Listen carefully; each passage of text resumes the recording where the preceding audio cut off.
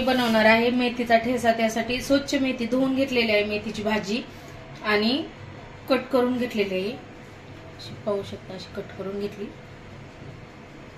शेंगदाण्याचा कूट भाजून घेतलेला, शेंगदाण्याचा कूट, कांदा आणि ओला नारळ घेतलेला आहे खिसून, आणि इथं हिरवी मिरची, लसूण हे बारीक करून घेतलेलं आहे, हिरवी मिरची आणि लसूण। त्यामध्ये तेल टाकून घेतलेलं आहे।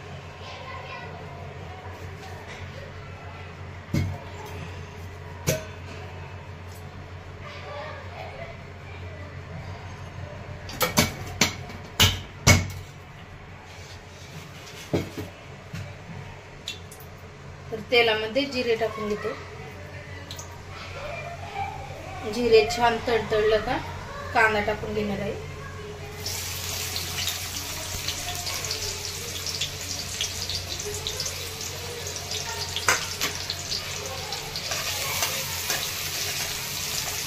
मिरची आणि लसूण बारीक केलेली टाकून घेत आहे।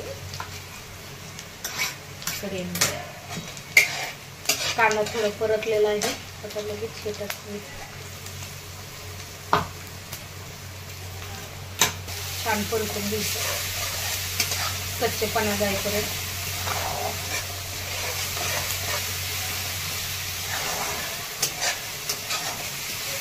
तर आता पाहू शकता हे छान परतलेलं आहे। आता यामध्ये मी ना चवीनुसार थोडंसं मीठ टाकणार आहे। त्या कांद्या आणि मिरची पुरतच मीठ टाकलेलं आहे, नंतर भाजी परतल्यावर टाकणार आहे आणखी।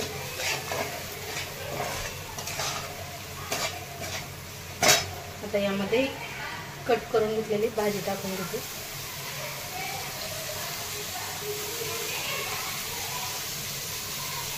स्वच्छ धुवून छान कट करून घेतली, कट करायची।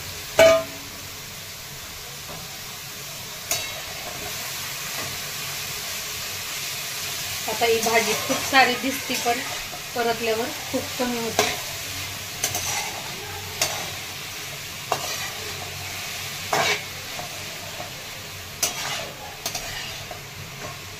थोडंसं झालेलं आहे, तर टिफिनसाठी किंवा गरमागरम आपली ज्वारीची भाकर, बाजरीची भाकर केली तर त्यासोबत तर खूप छान लागते।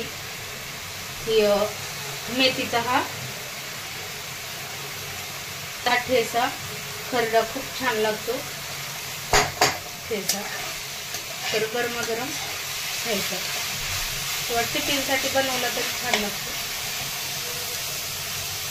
थोडंसं तेल याला जास्त टाकून घेते। हे खोबरं नारळ किसून घेतलेलं हे टाकून घेते।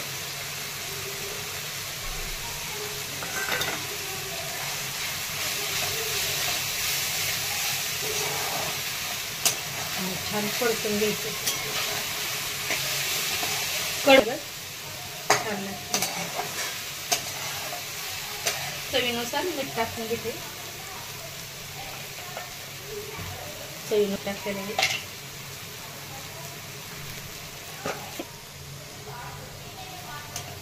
शिक्का पण नाही द्यायचा, पाणी पण काहीच नाही, तेलामध्ये छान परतून घ्यायचं। यामध्ये हा आबडधोबड भाजून केलेल्या शेंगदाण्याचा थोडासा कूट टाकून घेत आहे, छान मिक्स करून घ्यायचं।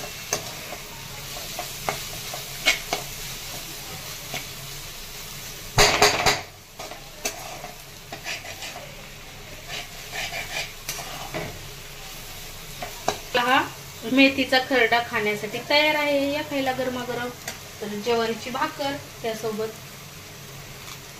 त्यासोबत गरमागरम ज्वारीची भाकर। तर आता मी भाकरीवरच काढून घेत आहे।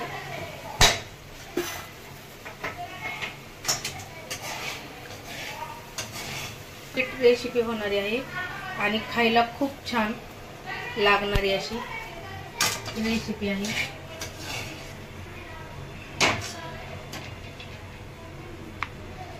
तर लाईक करा, सबस्क्राईब करा।